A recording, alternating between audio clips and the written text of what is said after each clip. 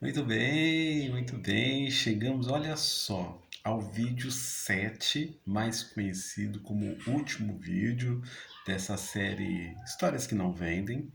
Em primeiro lugar, eu tenho que te agradecer por ter assistido os 7 vídeos. Espero que tenha sido de fato uma preliminar importante e interessante para você. Claro que se você tiver dúvidas, você pode entrar em contato comigo ou com a guru da Edip e a gente vai continuar conversando naturalmente.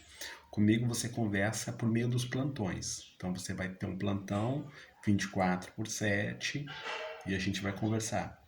E com a guru da Edip você tem os contatos nas redes sociais. Bem, o 7, último, ele tem alguma coisa de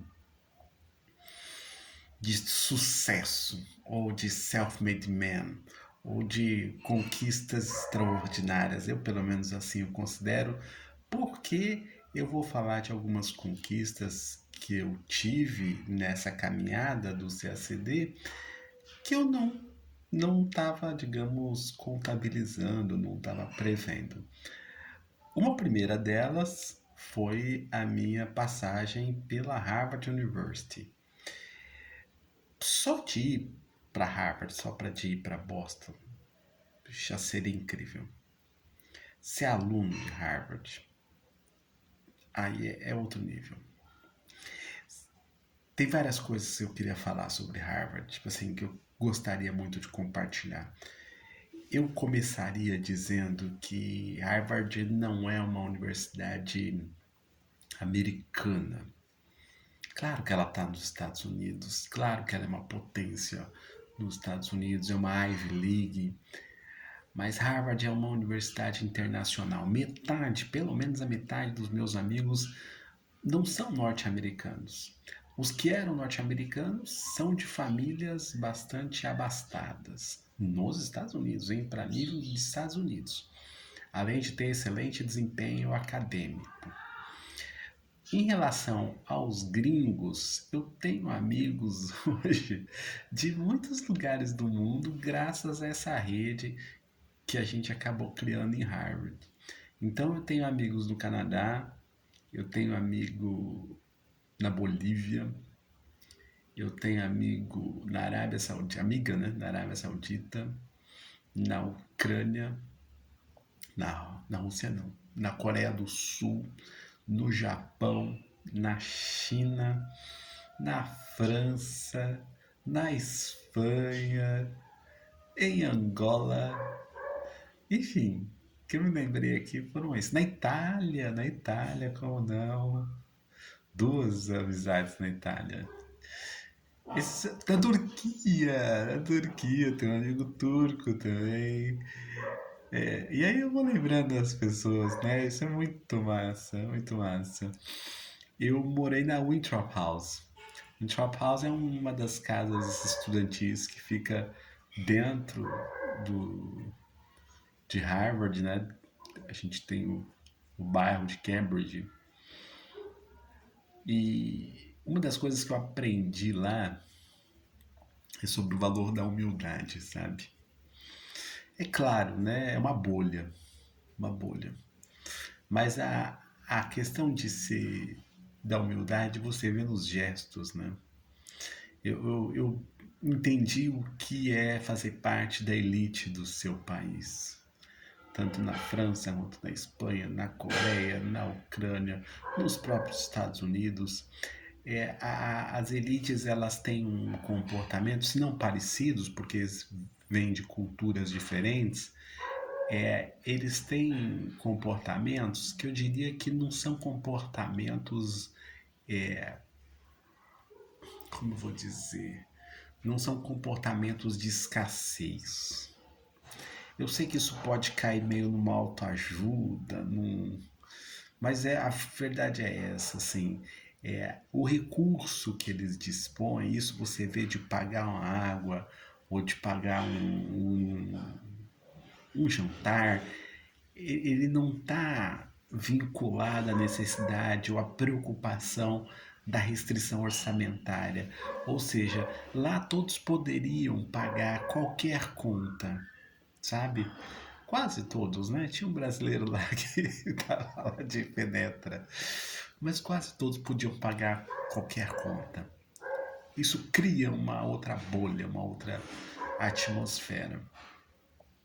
Eu estudei Gender and Power, eu estudei feminismo nos Estados Unidos, na faculdade de Social Arts Faculty, eu não sei como é que fala em português isso, e eu posso dizer que foi a minha primeira desilusão, digamos, com o Rio Branco. Porque uma das coisas que eu comentava lá é que eu queria muito fazer Rio Branco, achando que eu estava falando de uma instituição conhecida no mundo inteiro. E às vezes a gente superestima ou ufaniza, né, as nossas instituições, que merecem o seu respeito naturalmente, mas não são consideradas ou não são reconhecidas mundialmente como se vende por aqui. É claro que a escola diplomática, o Instituto Rio Branco, é uma escola diplomática mundialmente reconhecida no meio das escolas diplomáticas. Agora, se você expande o seu universo para as universidades, bem, você tá em Harvard, né? Harvard, eu lembro que tinha lá uma universidade em Boston, acho que chama Boston University, salvo engano. E ela no ranking mundial, ela tá em 19ª, 20ª, 21ª. E lá ela é uma trash university. Assim, polêmica, bizarrice, tiração de sarro. Mas uma universidade que está entre as 50 do mundo ser uma trash university, para vocês verem o que é a USP, né? Com todo respeito à USP também, que eu passei pela USP também, mas é que é outro padrão. É outro padrão. Quando você fala de Harvard, você está falando de outra estrutura, de outra escala. Eu me lembro dos dias que eu ia para a biblioteca, gente. As bibliotecas são muitas. Eu gostava de uma particularmente, que era de uma de letras, né? Onde eu podia aprender línguas estrangeiras além do inglês. Mas tinha faculdade, biblioteca para tudo você imaginar, para tudo você imaginar. Isso é incrível, incrível. Uma outra experiência interessante que eu tive é que depois que eu saí de lá, eu recebi algumas cartas de recomendação da universidade, da Harvard University, para autoridades e pessoas representantes aqui no Brasil. Era uma expectativa de que havia lá na universidade, de que eu sendo um jovem de terceiro mundo e tendo se destacado na universidade com notas excelentes, sempre tirei nota máxima, sempre. Quando não, um pouco menos, assim, sabe? Eles achavam que eu deveria ser aproveitado pelas autoridades brasileiras. E eu já morava em Brasília nessa época, então eu cheguei dos Estados Unidos com essas cartas na mão. Uma chegou depois, eram duas, né? E eu, uma era para Dilma diretamente, assim. E eu percebi a resistência que as nossas elites criaram para fazer com que essas cartas chegassem.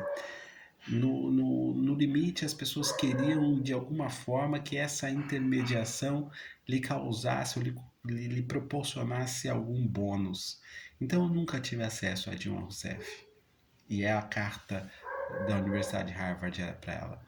E Brasília é um pouco isso, né? Para você chegar nas autoridades, você precisa passar por um séquito de aproveitadores e de aproveitadoras.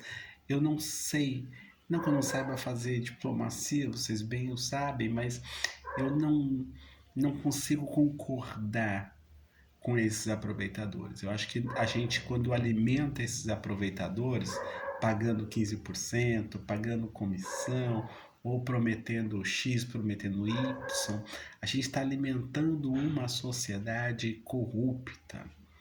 Eu tudo que eu precisava era enviar uma carta ao presidente da República, era entregar uma carta. Poderia ter ido a um evento, mas eu encontrei. um ministro da presidenta na época, numa situação informal, entreguei para ele, e essas conversas em Brasília é sempre assim, né? Depois você me paga o almoço, depois você me convida para isso, e se você não responde positivamente, você fica com a fama de que você não é um cara do esquema, você não é um cara que vale a pena eu te aproximar da presidenta, entendeu? E tá tudo bem, tá tudo bem.